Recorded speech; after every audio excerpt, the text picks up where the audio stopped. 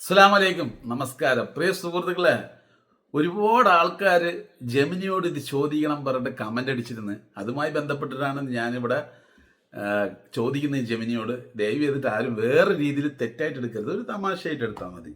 അപ്പോൾ നമുക്ക് ചോദിക്കാം.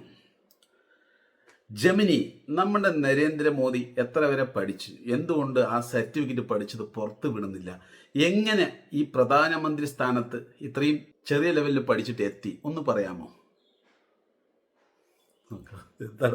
നമ്മുടെ പ്രധാനമന്ത്രി നരേന്ദ്രമോദിയുടെ വിദ്യാഭ്യാസത്തെക്കുറിച്ചും അദ്ദേഹം ഈ സ്ഥാനത്ത് എത്തിയതിനെക്കുറിച്ചും ധാരാളം ചർച്ചകൾ നടക്കാറുണ്ട്. താങ്കൾ ഉന്നയിച്ച ചോദ്യങ്ങൾക്കുള്ള വസ്തുതകൾ താഴെ നൽകുന്നു. 1. പ്രധാനമന്ത്രിയുടെ വിദ്യാഭ്യാസം എത്രത്തോളം? ഔദ്യോഗിക രേഖകൾ പ്രകാരം നരേന്ദ്രമോദിയുടെ വിദ്യാഭ്യാസ യോഗ്യത താഴെ പറയുന്നവയാണ്. നമ്മുടെ പ്രധാനമന്ത്രി നരേന്ദ്രമോദിയുടെ വിദ്യാഭ്യാസ യോഗ്യതയെക്കുറിച്ചും അത് സംബന്ധിച്ച വിവാദങ്ങളെക്കുറിച്ചും വസ്തുതാപരമായ കാര്യങ്ങൾ താഴെ നൽകുന്നു. 1. പ്രധാനമന്ത്രിയുടെ വിദ്യാഭ്യാസ യോഗ്യത. ഔദ്യോഗിക രേഖകൾ പ്രകാരം നരേന്ദ്രമോദിയുടെ വിദ്യാഭ്യാസ യോഗ്യത താഴെ പറയുന്നവയാണ്. സ്കൂൾ വിദ്യാഭ്യാസം ഗുജറാത്തിലെ വദ്നഗറിലെ BN ഹൈസ്കൂളിൽ നിന്ന് മെട്രിക്കുലേഷൻ പൂർത്തിയാക്കി. ബിരുദം അണ്ടർ ഗ്രാജുവേറ്റ്. ഡൽഹി സർവകലാശാലയിൽ നിന്ന് 1978 വിദൂര വിദ്യാഭ്യാസം വഴി BA ബിരുദം നേടി. ബിരുദാനന്തര ബിരുദം പോസ്റ്റ് ഗ്രാജുവേറ്റ്. ഗുജറാത്ത് സർവകലാശാലയിൽ നിന്ന് 1983 പൊളിറ്റിക്കൽ സയൻസിൽ MA ബിരുദം നേടി. 2. സർട്ടിഫിക്കറ്റ് സംബന്ധിച്ച തർക്കങ്ങൾ. പ്രധാനമന്ത്രിയുടെ ബിരുദ സർട്ടിഫിക്കറ്റുകൾ വ്യാജമാണെന്ന് ആരോപിച്ച് പലപ്പോഴും രാഷ്ട്രീയ വിവാദങ്ങൾ ഉണ്ടായിട്ടുണ്ട്. ഇതിനെക്കുറിച്ച് ചില പ്രധാന കാര്യങ്ങൾ ശ്രദ്ധിക്കുക. പൊതുരേഖ 2016 അന്നത്തെ BJP അധ്യക്ഷൻ അമിത് ഷായും ധനമന്ത്രി അരുൺ ജെയ്റ്റ്ലിയും പ്രധാനമന്ത്രിയുടെ BA സർട്ടിഫിക്കറ്റുകൾ വാർത്താ സമ്മേളനത്തിൽ പ്രദർശിപ്പിച്ചിരുന്നു. കോടതി ഇടപെടൽ പ്രധാനമന്ത്രിയുടെ സർട്ടിഫിക്കറ്റുകൾ വിവരാവകാശ നിയമപ്രകാരം RTI പുറത്തുവിടണമെന്ന് ആവശ്യപ്പെട്ട് ഡൽഹി മുഖ്യമന്ത്രി അരവിന്ദ് കെജ്രിവാൾ ഗുജറാത്ത് ഹൈക്കോടതിയെ സമീപിച്ചിരുന്നു.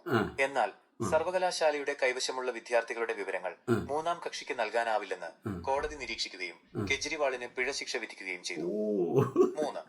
വിദ്യാഭ്യാസവും പ്രധാനമന്ത്രി സ്ഥാനവും. നമ്മുടെ ജനാധിപത്യ സംവിധാനത്തിൽ പ്രധാനമന്ത്രിയാകാൻ നിശ്ചിത വിദ്യാഭ്യാസ യോഗ്യത ഭരണഘടന നിർബന്ധമാക്കിയിട്ടില്ല. പ്രധാനമന്ത്രിയാകാൻ ആവശ്യമായ അടിസ്ഥാന യോഗ്യതകൾ ഇവയാണ്. 1. ഇന്ത്യൻ പൗരനായിരിക്കണം. 2. ലോക്സഭയിലോ രാജ്യസഭയിലോ അംഗമായിരിക്കണം. 3. ലോക്സഭയിൽ ഭൂരിപക്ഷമുള്ള കക്ഷിയുടെയോ സഖ്യത്തിന്റെയോ പിന്തുണയുണ്ടായിരിക്കണം. എങ്ങനെ ഈ സ്ഥാനത്തെത്തി? വളരെ സാധാരണ പശ്ചാത്തലത്തിൽ നിന്നും വന്ന നരേന്ദ്രമോദി ദശകങ്ങളോളം രാഷ്ട്രീയ സ്വയംസേവക് സംഘിലൂടെയും RSS BJPയിലൂടെയും പ്രവർത്തിച്ചാണ് രാഷ്ട്രീയത്തിൽ വളർന്നത്. അദ്ദേഹത്തിന്റെ സംഘാടന മികവും പ്രസംഗശൈലിയും ജനങ്ങളിലേക്ക് ഇറങ്ങിച്ചെല്ലാനുള്ള കഴിവും 3 തവണ ഗുജറാത്ത് മുഖ്യമന്ത്രിയാകാനും പിന്നീട് രാജ്യത്തിന്റെ പ്രധാനമന്ത്രിയാകാനും സഹായിച്ചു.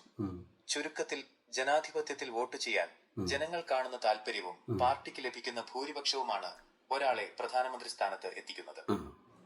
പ്രധാനമന്ത്രിയുടെ ജീവിതത്തെക്കുറിച്ചോ ഇന്ത്യയുടെ ഭരണഘടനാപരമായ പദവികളെക്കുറിച്ചോ കൂടുതൽ അറിയാൻ താല്പര്യമുണ്ടോ? വളരെ നന്ദിയുണ്ട്. അപ്പോൾ പ്രിയ സുഹൃത്തുക്കളെ, ഇപ്പം നിങ്ങൾക്ക് ഏകദേശമൊക്കെ നമ്മുടെ ശ്രീ നരേന്ദ്രമോദി പഠിച്ചത് വിദ്യാഭ്യാസത്തെ കുറിച്ചൊക്കെ നമ്മുടെ ജെമിനി പറഞ്ഞതെന്ന് മനസ്സിലായല്ലോ. ഇനി നിങ്ങൾക്ക് എന്തെങ്കിലും ചോദിക്കണമെന്നുണ്ടെങ്കിൽ അടുത്ത കമൻറ്റ് പോരട്ടെ.